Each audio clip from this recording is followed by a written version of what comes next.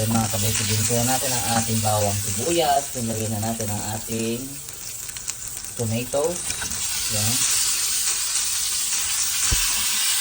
Ito lang.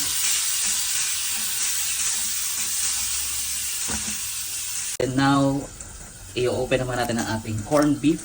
Ayan. So, wala.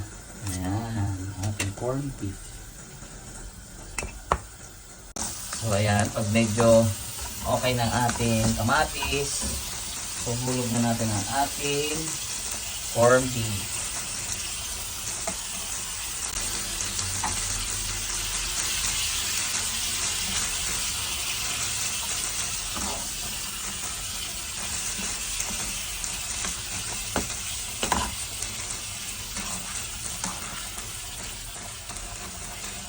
So, ang ating Filipino style corned beef.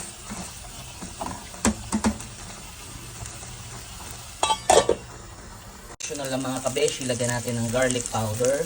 Ayan, para lalong mas masarap. Pepper. Ayan, black pepper. Then, para may konting sipa ang ating chili flakes. Ayan. Not the least, ang ating magic sarap. Mixin natin. Ayan.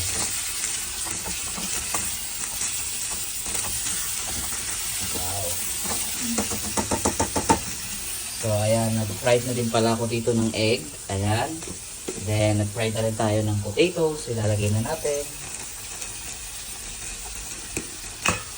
So, mix-mix lang. And, ang ating basmati rice. Ayan.